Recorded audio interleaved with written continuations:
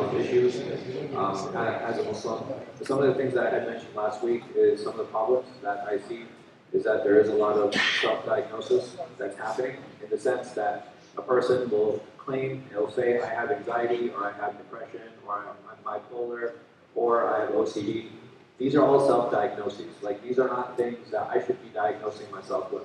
The same way I cannot diagnose myself with pneumonia, I cannot diagnose myself with cancer, I cannot diagnose myself with the flu or the cold, right? These are all things that need to be done by a professional. So that's important to keep in mind. The other thing that is self-medicating, and self-medicating sometimes it can either be that I'm taking medication, which is not, some of the youth do this. So what they do is like, oh, because I have anxiety or I feel like I'm anxious, they'll start doing weed, right? They'll start smoking marijuana.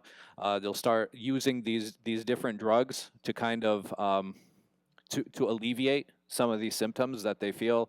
They'll take other types of drugs saying that, oh, because I need this, this is a way for me to deal with this, and this is a way for me to handle this. So it is happening in the community. So when I say that self-diagnosis and self-medication is a problem, it is a real problem, right? There are many, many youth, unfortunately, who think that this is a solution and think this is the way to move forward and this is the way to deal with their anxiety or their depression, even though these are just feelings of anxiousness and feelings of being depressed, right? There's a difference between clinical anxiety and clinical depression and feeling depressed and feeling anxious, right? All of us feel anxious, all of us feel depressed, but that does not justify me now going and saying, oh, I have now decided I am this and therefore I'm going to take this cure. That's not how that works.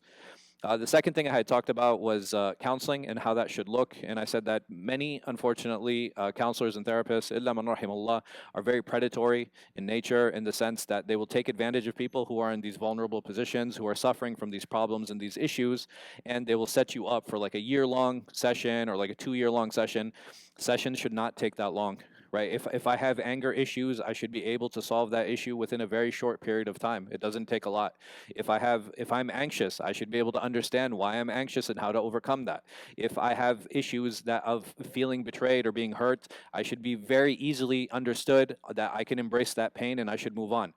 These are things that do not require months and months and months of therapy.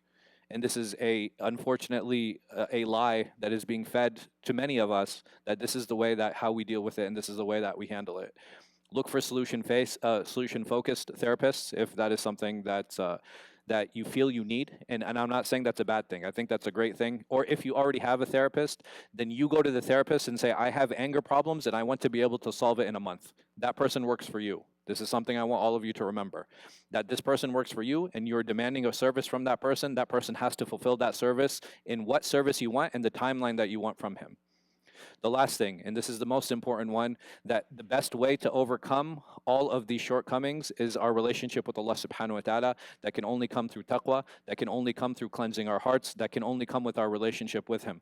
Learn how to be kind, learn how to be upright, learn how to be kind with ourselves.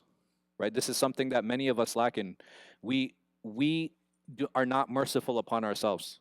We are very harsh with ourselves. We are very hard with ourselves. Have a high standard. I think that's really important, but we also have to be forgiving. We have to give ourselves time.